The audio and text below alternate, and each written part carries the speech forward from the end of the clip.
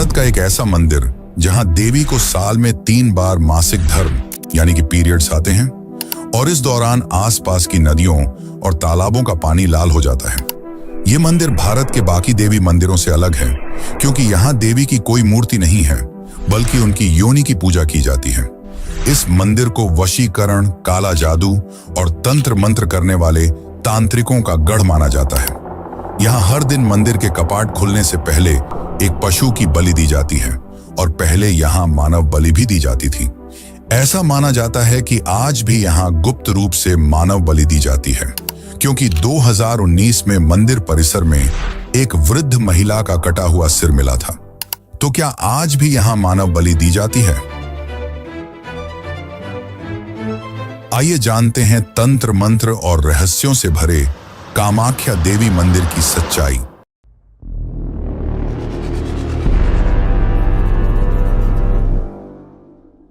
असम के गुवाहाटी में स्थित कामाख्या मंदिर 51 शक्तिपीठों में से एक है।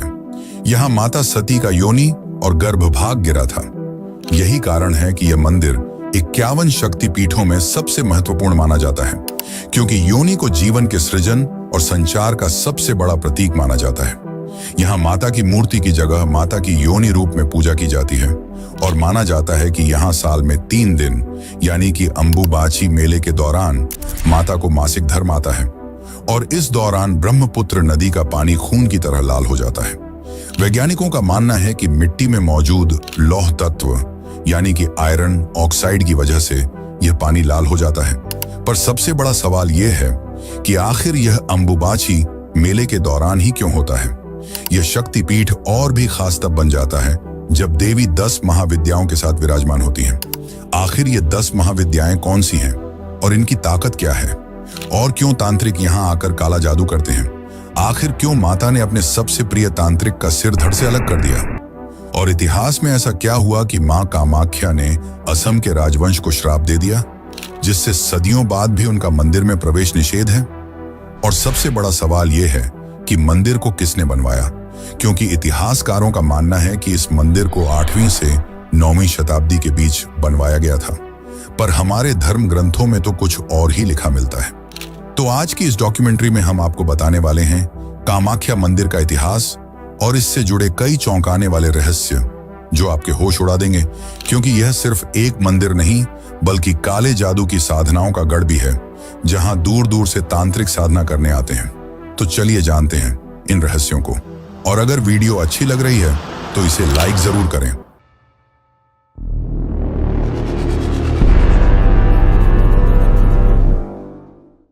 इस मंदिर का जिक्र कालिका पुराण और तांत्रिकों की प्राचीन ग्रंथ योगिनी तंत्र में भी मिलता है। कालिका पुराण के अनुसार माता सती ने अपने पिता के विरोध के बावजूद भगवान शिव से विवाह किया था।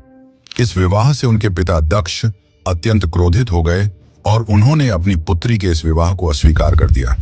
कुछ समय बाद दक्ष ने एक भव्य यज्ञ का आयोजन किया जिसमें सभी देवी देवताओं, यक्षों, ऋषियों और शक्तिशाली राजाओं को आमंत्रित किया गया, लेकिन उन्होंने शिव को निमंत्रण नहीं भेजा। जब माता सती को इस बात का पता चला तो वे अत्यंत क्रोधित हो गईं और शिव के मना करने के बावजूद अपने पिता के यज्ञ स्थल पर जा पहुंची। वहां जाकर उन्होंने अपने पिता से कहा, आपने सभी देवी देवताओं को बुलाया पर शिव जो स्वयं सृष्टि के पालनहार हैं उन्हें निमंत्रण नहीं दिया। इस पर दक्ष ने अपने अहंकार में शिव का अपमान करते हुए कहा, वह भिक्षुक जो श्मशान में रहता है उसकी क्या योग्यता है कि मैं उसे अपने यज्ञ में बुलाऊं। इस अपमान को माता सती सहन नहीं कर पाई। उनका हृदय व्यथित हो गया और उन्होंने शिव के प्रति अपनी निष्ठा दर्शाते हुए उसी यज्ञ की अग्नि में स्वयं को समर्पित कर दिया। जब शिव को इस घटना का पता चला तो वे क्रोध से भर गए और उन्होंने दक्ष का वध करने के लिए वीरभद्र को उत्पन्न किया। वीरभद्र ने एक ही झटके में दक्ष का सिर उसके धड़ से अलग कर दिया। फिर शिव सती के विरह में उनके मृत शरीर को लेकर पूरे ब्रह्मांड में भटकने लगे। तब भगवान विष्णु ने अपने सुदर्शन चक्र से माता सती के शरीर के टुकड़े कर दिए और जहां जहां ये टुकड़े गिरे वहां शक्तिपीठों की स्थापना हुई। कामाख्या देवी मंदिर में माता सती का योनि गिरा था, जिसके कारण यह शक्तिपीठ अन्य सभी शक्तिपीठों से अलग और विशेष माना जाता है। इन घटनाओं के बाद भगवान शिव अपनी समाधि में लीन हो गए। तभी तारकासुर नामक एक असुर ने ब्रह्मा जी की कठोर तपस्या कर अपार शक्ति प्राप्त कर ली और तीनों लोकों पर अपना अधिकार जमा लिया। इससे सभी देवता अत्यंत परेशान हो गए और ब्रह्मा जी के पास पहुंचे। तब ब्रह्मा जी ने कहा, तारकासुर का वध केवल शिव के पुत्र द्वारा ही किया जा सकता है। लेकिन महादेव तो उमानंद पर्वत पर गहरी ध्यान अवस्था में लीन थे। उनके ध्यान को भंग करने का कार्य कामदेव को सौंपा गया। इसके बाद कामदेव ने शिव जी पर पुष्प बाण चलाया, जिससे उनकी समाधि टूट गई। परंतु शिव जी इस कृत्य से अत्यंत क्रोधित हो गए और अपनी तीसरी आंख खोलकर कामदेव को तुरंत भस्म कर दिया। तब कामदेव की पत्नी रति और अन्य देवी देवताओं ने शिव जी से प्रार्थना की कि वे कामदेव को पुनः जीवन दान दें।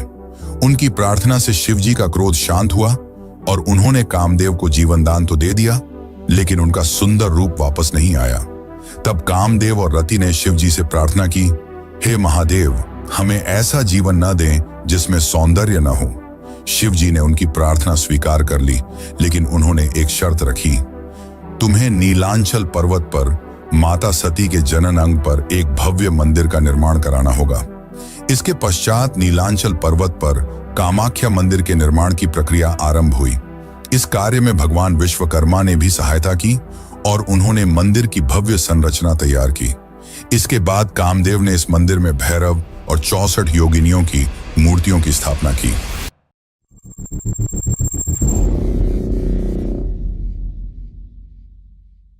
वैसे दोस्तों, एक और कथा है जो काफी प्रसिद्ध है। एक समय की बात है जब कामाख्या मंदिर पर असुर राजा नरकासुर का राज था। वह मां कामाख्या का बहुत बड़ा भक्त था, पर समय के साथ उसकी शक्तियां बढ़ने लगी और वह काफी ताकतवर हो गया, जिसके पश्चात उसने मां कामाख्या के समक्ष विवाह का प्रस्ताव रख दिया। माता ने मना नहीं किया, बल्कि एक शर्त रखी। माता ने कहा, अगर तुम मुझसे विवाह करना चाहते हो तो एक ही रात में नीलांचल पर्वत की चोटी तक एक सीढ़ी का निर्माण करना होगा। याद रहे, जैसे ही मुर्गा सुबह बांग देगा, तुम्हारा काम पूरा हो जाना चाहिए। नरकासुर ने यह चुनौती स्वीकार कर ली और अपनी विशाल सेना के साथ सीढ़ी बनाना शुरू कर दिया। वह काम पूरा करने के बहुत करीब था, लेकिन मां को आभास हो गया कि वह अपना लक्ष्य पूरा करने वाला है। इसीलिए उन्होंने अपनी शक्ति से मुर्गे को जल्दी बांग देने के लिए प्रेरित किया। मुर्गे की आवाज सुनकर नरकासुर को लगा कि वह असफल हो गया और वह अधूरी सीढ़ी छोड़कर अपने महल वापस लौट आया। परंतु जब बाद में नरकासुर को इस बात का पता चला कि माता ने उसके साथ छल किया है, तो उसने माता की भक्ति का मार्ग बंद करने की ठान ली और इस सीढ़ी को अधूरा ही छोड़ दिया। आज भी कामाख्या जाने वाले भक्त उस अधूरी सीढ़ी को देख सकते हैं, जिसे मैकलूज पाठ कहा जाता है। और जहां पर मुर्गे ने बांग दी थी, उसी जगह पर नरकासुर ने मुर्गे को मार डाला था, जिसे आज के समय में कुकुरा काटा के नाम से जाना जाता है। इन सब के बाद एक समय महर्षि वशिष्ठ मां कामाख्या के दर्शन के लिए पहुंचे, परंतु नरकासुर ने उन्हें रोक दिया। तब महर्षि वशिष्ठ ने नरकासुर को क्रोध में कहा, तुम्हें अंदाजा नहीं कि तुम किसके सामने खड़े हो और किसका मार्ग रोक रहे हो। परंतु नरकासुर ने भी निश्चय कर लिया था कि वह माता के सारे भक्ति मार्ग बंद कर देगा, जिस कारण उसने महर्षि वशिष्ठ को भी जाने से मना कर दिया। महर्षि काफी क्रोधित हो उठे और नरकासुर को श्राप दिया, तुम्हारा वध भगवान विष्णु के अवतार द्वारा किया जाएगा और मां कामाख्या हमेशा के लिए इस क्षेत्र को छोड़कर चली जाएंगी। इसके बाद जब नरकासुर ने माता के मंदिर में देखा तो मां कामाख्या का योनि पीठ गायब हो चुका था। कुछ समय बाद नरकासुर का वध भगवान श्री कृष्ण द्वारा किया गया, जिसके पश्चात असम के लोगों ने मां कामाख्या को वापस बुलाने के लिए महर्षि वशिष्ठ को फिर से बुलाया। महर्षि वशिष्ठ ने कहा कि अब मां की कृपा प्राप्त करने के लिए यहाँ केवल वामाचार पद्धति अपनाई जाएगी। इसी कारण आज भी कामाख्या मंदिर में वामाचार पद्धति और बलि प्रथा का प्रचलन है और हर दिन मंदिर के कपाट खुलने से पहले एक पशु की बलि दी जाती है। वैसे दोस्तों, अब तक जो हमने जाना वह सारी पौराणिक कथाएं थीं जो हमारे धर्म ग्रंथों में मिलती हैं, परंतु इतिहासकारों के अनुसार यह मंदिर 8वीं से 9वीं शताब्दी के बीच बनाया गया है। तो चलिए अब जानते हैं इसके निर्माण और विध्वंस की कहानी कि कैसे मुगलों ने इसे पूरी तरह तबाह कर दिया था। लेकिन उससे पहले वीडियो को लाइक करके चैनल को सब्सक्राइब कर लें, क्योंकि इससे हमारी काफी मदद हो जाती है। तो अब चलिए बिना समय गंवाए जानते हैं इस मंदिर का असली इतिहास।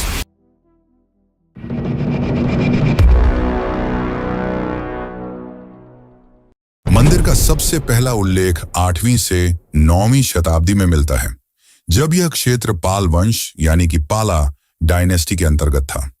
पाल राजाओं ने हिंदू धर्म और तांत्रिक साधनाओं को प्रोत्साहित किया, इसीलिए कामाख्या मंदिर में तंत्र साधना और हिंदू शक्ति उपासना का अद्भुत संगम देखने को मिलता है।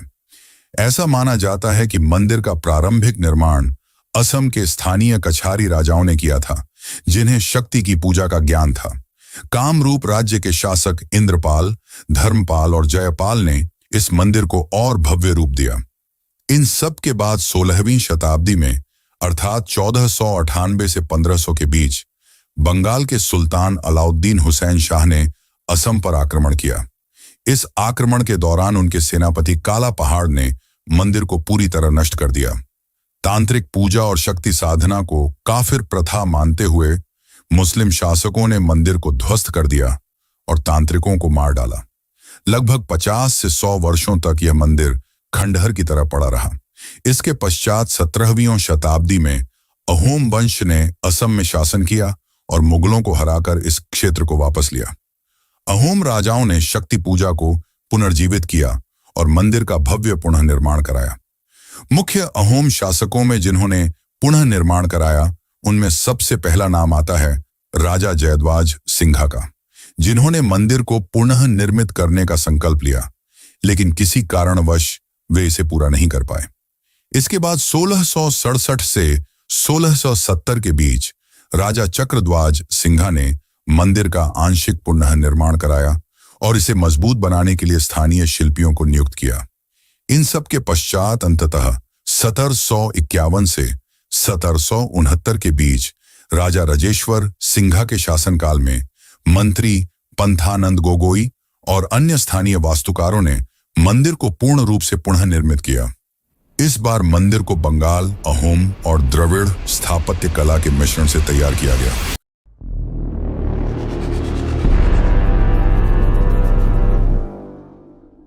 कामाख्या मंदिर में हर साल अंबुबाची मेले का आयोजन किया जाता है, जिसमें दुनिया भर के तांत्रिक भाग लेते हैं और माना जाता है कि इस दौरान देवी कामाख्या साल में एक बार मासिक धर्म यानी कि पीरियड्स में जाती हैं और इसी दौरान ब्रह्मपुत्र नदी का पानी खून की तरह लाल हो जाता है। अंबुबाची मेला हर साल जून के महीने में आयोजित किया जाता है। पौराणिक कथाओं के अनुसार यह त्योहार सतयुग में 16 वर्ष, त्रेता युग में 12 वर्ष, द्वापर युग में 7 वर्ष और कलयुग में हर वर्ष मनाया जाता है। यह मेला तांत्रिक अनुष्ठानों के लिए काफी महत्वपूर्ण है और इस दौरान जब माता रजस्वला होती हैं, तो मंदिर के कपाट 3 दिनों के लिए बंद कर दिए जाते हैं और इस दौरान मंदिर में किसी भी प्रकार की पूजा नहीं होती। लेकिन 3 दिनों के लिए मंदिर बंद होने से पहले मंदिर के अंदर एक सफेद कपड़ा बिछा दिया जाता है और जब 3 दिन बाद कपाट खोले जाते हैं तो यह कपड़ा पूरी तरह लाल और गीला हो चुका होता है। इस कपड़े को अंबुबाची वस्त्र या रक्त वस्त्र भी कहा जाता है और इस कपड़े के छोटे छोटे टुकड़े करके भक्तों को प्रसाद के रूप में बांट दिया जाता है। अब सबसे बड़ा सवाल यह आता है कि अंबुबाची मेले के दौरान ब्रह्मपुत्र नदी का पानी लाल क्यों हो जाता है। वैज्ञानिकों के अनुसार ब्रह्मपुत्र नदी के आसपास की चट्टानों में लौह तत्व यानी कि आयरन ऑक्साइड काफी ज्यादा मात्रा में पाई जाती है, जिसके कारण बारिश के मौसम में जब पानी चट्टानों से होकर गुजरता है तो इसमें आयरन ऑक्साइड घुल जाता है, जिससे पानी लाल हो जाता है। पर सवाल अब भी यही है कि पानी लाल केवल इन 3 दिनों में ही क्यों होता है, जबकि असम में मानसून तो अंबुबाची मेले के पहले ही आ जाता है, लेकिन तब तो पानी लाल नहीं होता। यह कुछ और नहीं बल्कि मां कामाख्या की शक्ति है। माता कामाख्या को प्रजनन और सृजन की देवी माना जाता है और जब मेले के दौरान माता रजस्वला होती हैं, तब पानी का रंग लाल हो जाता है। इसे देवी की शक्ति का प्रतीक माना जाता है। भक्त इस जल को पवित्र और शक्तिशाली मानते हैं और इसे प्रसाद के रूप में ग्रहण करते हैं। हिंदू धर्म में भले ही कई मंदिरों में महिलाओं के मासिक धर्म को लेकर वर्जनाएं देखने को मिलती हैं, लेकिन कामाख्या मंदिर में इसे शक्ति का स्रोत माना जाता है। इसी कारण यह मंदिर स्त्री ऊर्जा की सबसे बड़ी शक्तिपीठ कहलाता है।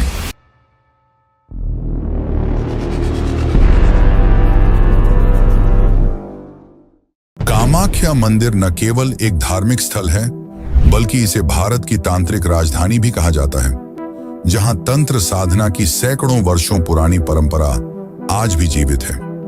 यह मंदिर तंत्र मार्ग की 10 महाविद्याओं की सिद्ध भूमि है। वे 10 महाविद्याएं हैं: काली, तारा, भुवनेश्वरी, छिन्नमस्ता, त्रिपुरा, भैरवी, धूमावती, बगलामुखी, मातंगी और कमला।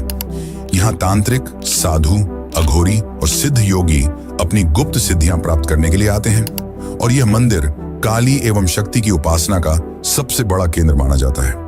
यहाँ गुप्तनाथ संप्रदाय, अघोरी परंपरा और वामाचार तांत्रिक साधना की प्राचीन परंपरा चली आ रही है, जिस कारण कामाख्या मंदिर को तांत्रिकों की काशी भी कहा जाता है।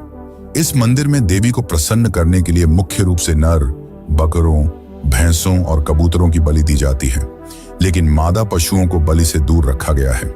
माना जाता है कि जो भक्त पशुओं को कटता देखता है, वह पूरे साल सुखी जीवन व्यतीत करता है। इस मंदिर के परिसर में हर ओर लाल रक्त का दृश्य दिखाई देता है। एक और अद्भुत रहस्य यह है कि मंदिर के गर्भगृह में स्थित योनि आकार के पत्थर से हर समय पानी का बहाव होता रहता है। आज तक इस जल स्रोत का कोई वैज्ञानिक स्पष्टीकरण नहीं मिला है, लेकिन इसे देवी की कृपा और सृजन का प्रतीक माना जाता है और भक्त इसे प्रसाद के रूप में ग्रहण करते हैं। वैसे क्या आपको पता है कि कामाख्या मंदिर में मानव बलि भी दी जाती थी, और शायद आज भी यह काम चोरी छुपे किया जाता है, क्योंकि समय समय पर ऐसे मामले सामने आए हैं जिसमें 2019 का मामला चौंकाने वाला था। तो चलिए जानते हैं मानव बलि की असली सच्चाई। पर उससे पहले अगर आपको वीडियो अच्छी लग रही हो तो इसे लाइक करें और चैनल को सब्सक्राइब कर लें। यह आपके लिए तो फ्री है, लेकिन इससे हमारी काफी मदद हो जाती है।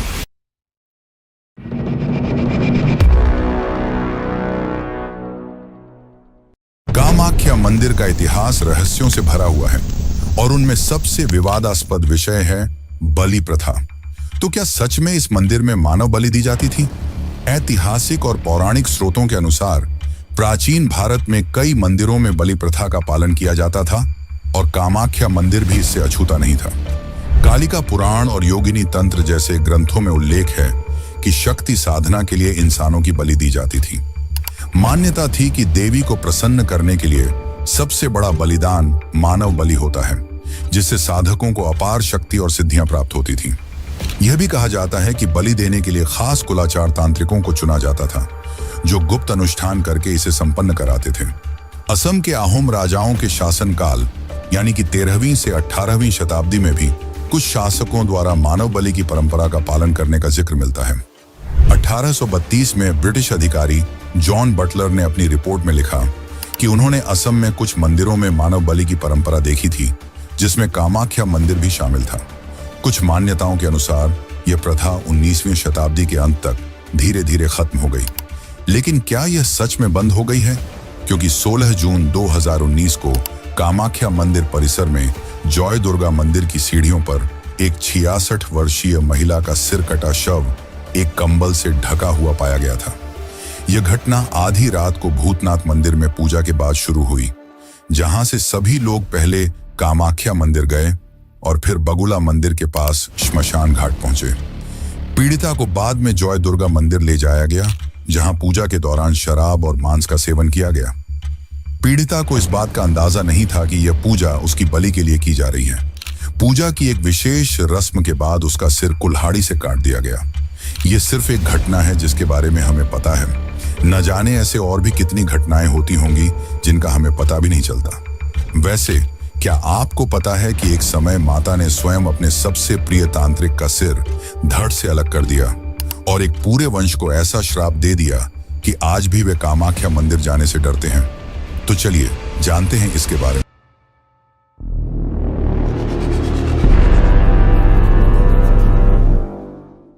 केंदुकलई नामक भक्त की भक्ति और उनके साथ घटी इस अद्भुत घटना ने कामाख्या मंदिर के इतिहास और देवी की चमत्कारी शक्तियों को नई पहचान दी। केंदुकलई देवी के परम भक्त थे। उनकी भक्ति इतनी गहरी थी कि देवी स्वयं उनकी प्रार्थना को सुनती थी और कई बार उनके सामने प्रकट होती थी। एक दिन एक दुखी मां अपनी मृत बच्ची को लेकर केंदुकलई के पास आई। वह आशा से भरी हुई थी कि देवी की कृपा से उसकी बच्ची को जीवन मिल सके।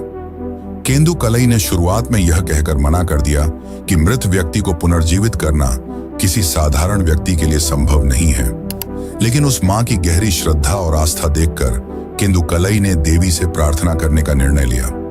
उन्होंने मृत बच्ची को मां कामाख्या की पवित्र शिला पर रखा और पूर्ण समर्पण भाव से प्रार्थना की। देवी की कृपा और केंदुकलई की भक्ति ने ऐसा चमत्कार किया कि वह बच्ची पुनः जीवित हो उठी। यह घटना पूरे नगर में फैल गई और केंदुकलई की भक्ति तथा मां कामाख्या की शक्ति का एक अद्भुत प्रमाण बन गई। यह चमत्कार इस बात का प्रतीक था कि जब किसी की आस्था और विश्वास सच्चे होते हैं तो देवी की कृपा अदृश्य रूप में प्रकट होकर भक्तों का कल्याण करती है। केंदुकलई की भक्ति आज भी श्रद्धा और विश्वास का प्रतीक मानी जाती है। इस घटना से प्रेरित होकर राजा नर नारायण ने भी मां का साक्षात दर्शन करने की इच्छा व्यक्त की। उन्हें यह सुनने को मिला था कि केंदुकलई इतने बड़े भक्त हैं कि उनकी प्रार्थना से मृत व्यक्ति भी जीवित हो सकता है। स्थानीय मान्यता के अनुसार रात के समय जब कामाख्या मंदिर के कपाट बंद हो जाते थे, तब केंदुकलई विशेष पूजा किया करते थे। इस पूजा के दौरान वे अपनी आंखों पर पट्टी बांधकर देवी का आह्वान करते थे, भजन गाते थे और मंत्रों का उच्चारण करते थे। भक्तों का विश्वास था कि इस दौरान मां कामाख्या स्वयं प्रकट होती थी और केंदुकलई के साथ संवाद करती थी। राजा नर नारायण ने अत्यधिक आग्रह किया तो केंदुकलई ने उन्हें एक उपाय सुझाया। केंदुकलई ने कहा कि जब वे मां की स्तुति करना शुरू करें तब राजा गर्भगृह के एक छोटे छिद्र से मां के दर्शन कर सकते हैं। जब केंदुकलई ने मां कामाख्या की स्तुति की तब देवी उनकी भक्ति और विशेष पूजा से प्रसन्न होकर प्रकट हुई। लेकिन शीघ्र ही देवी को राजा नर नारायण की छिपी उपस्थिति का आभास हो गया। यह एक अनादर और छल था जिससे मां कामाख्या क्रोधित हो गईं। यह अपमान उन्हें असहनीय लगा और उन्होंने राजा नर नारायण को श्राप दे दिया कि उनके वंश का कोई भी सदस्य यदि इस क्षेत्र में प्रवेश करेगा तो उसकी मृत्यु हो जाएगी। देवी के इस श्राप से भयभीत होकर राजा नर नारायण ने वह क्षेत्र छोड़ दिया। यह श्राप इतना प्रभावशाली था कि आज भी उनके वंशज कामाख्या क्षेत्र से गुजरते समय अपनी आंखें ढक लेते हैं या छत्र का उपयोग करते हैं ताकि वे गलती से भी मां कामाख्या के दर्शन न कर लें। यह घटना केवल राजा नर नारायण तक ही सीमित नहीं रही, इसका प्रभाव केंदुकलई पर भी पड़ा। कुछ कथाओं के अनुसार देवी ने क्रोधित होकर केंदुकलई का सिर धड़ से अलग कर दिया। अन्य कथाएं कहती हैं कि मां ने उन्हें पत्थर की मूर्ति में बदल दिया। दोनों ही कथाएं मां कामाख्या के क्रोध और केंदुकलई के प्रति उनके अद्वितीय संबंध को दर्शाती हैं। यह कथा मां कामाख्या की अपार शक्ति और भक्तों की गहरी आस्था का प्रतीक बन गई। धरती के इस कोने में जहां तांत्रिकों के मंत्रों की गूंज और देवी के आशीर्वाद का प्रकाश हमेशा बना रहता है, वहां स्त्री की शक्ति को एक अलग ही नजरिए से देखा जाता है। यहां मासिक धर्म को गंदगी नहीं बल्कि सृजन की वह शक्ति माना जाता है जिससे पूरी सृष्टि चलती है। जब दुनिया के कई हिस्सों में आज भी महिलाओं को इस प्राकृतिक प्रक्रिया के दौरान अछूत समझा जाता है, कामाख्या उन्हें देवी का रूप बताकर पूछता है। अंबुबाची के उन 3 दिनों में जब मंदिर के पट बंद रहते हैं तो हवा में एक अजीब सी रहस्यमयी ऊर्जा भर जाती है। मान्यता है कि इन दिनों धरती स्वयं रजस्वला होती है। जब मंदिर फिर से खुलता है तो भक्तों के हाथों में जो लाल कपड़ा आता है वह सिर्फ एक प्रसाद नहीं बल्कि प्रकृति के उस रहस्य का प्रतीक है जिसे समाज ने सदियों से छुपाने की कोशिश की है। आधुनिक विज्ञान भी मानता है कि इस दौरान मंदिर के आसपास की मिट्टी में आयरन ऑक्साइड की मात्रा बढ़ जाती है जो पानी को लाल रंग देती है। लेकिन यहाँ की कहानी सिर्फ पूजा पाठ तक सीमित नहीं है। कामाख्या के इतिहास का एक पन्ना ऐसा भी है जिसे पलटने से आज भी लोग हिचकिचाते हैं। देवदासी प्रथा के नाम पर चली आ रही वह कुप्रथा जिसने न जाने कितनी महिलाओं के जीवन को तहस नहस कर दिया। मंदिर की सेवा के नाम पर शुरू हुई यह परंपरा धीरे धीरे महिलाओं के शोषण का साधन बन गई। आज जब यह प्रथा बंद हो चुकी है तब भी इसकी यादें यहाँ की दीवारों से चिपकी हुई हैं। आज के दौर में जब नारीवाद अपनी पहचान की तलाश कर रहा है, कामाख्या मंदिर एक अजीब विरोधाभास बना हुआ है। एक तरफ तो यह स्त्री शक्ति का प्रतीक है, जहां दुनिया भर से महिलाएं अपनी आध्यात्मिक ताकत को तलाशने आती हैं। दूसरी ओर इसका अतीत उन सामाजिक बेड़ियों की याद दिलाता है जिन्हें तोड़ने में अभी बहुत समय लगेगा। शायद यही इस जगह की सबसे बड़ी सीख है कि शक्ति और शोषण के बीच की रेखा हमेशा बहुत पतली होती है। यहां आकर हर महिला को एहसास होता है कि उसके शरीर में छिपी वह शक्ति, जिसे समाज ने सदियों से अपवित्र कहा, वही असली देवत्व है। जब वह लाल कपड़े को प्रसाद के रूप में लेती है, तो वह सिर्फ एक धार्मिक अनुष्ठान नहीं, बल्कि अपने अस्तित्व का उत्सव मनाती है। कामाख्या की यही सच्चाई इसे दुनिया भर में इतना खास बनाती है। जहां एक ओर तांत्रिक अपनी सिद्धियां पाने की कोशिश करते हैं, वहीं आज की नारी अपनी पहचान की तलाश में यहां आती है।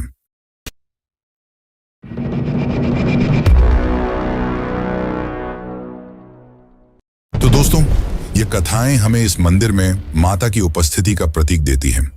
यह कोई साधारण मंदिर नहीं, बल्कि कई अनसुलझे रहस्यों से भरा हुआ है। अगर आप इस वीडियो को यहां तक देख चुके हैं, तो इसका मतलब है कि कहीं ना कहीं आप भी इस रहस्य से जुड़े हुए हैं। अब सवाल ये है, क्या आप इस दिव्य ज्ञान को दूसरों तक पहुंचाना चाहते हैं? अगर हाँ, तो वीडियो को लाइक करें, क्योंकि जब आप लाइक करते हैं तो यह वीडियो और लोगों तक पहुंचता है और उन्हें भी इस रहस्य के बारे में जानने का मौका मिलता है। अगर आपको लगता है कि यह जानकारी आपके दोस्तों, परिवार वालों या किसी भी आस्तिक को चौंका सकती है, तो इस वीडियो को शेयर करें। और अगर आप ऐसी ही और रहस्यमयी कहानियां और अद्भुत खुलासे जानना चाहते हैं, तो चैनल को सब्सक्राइब करें और बेल आइकन दबाएं, क्योंकि अगले वीडियो में हम एक और रहस्य से पर्दा उठाने वाले हैं, जिसे आप मिस नहीं करना चाहेंगे।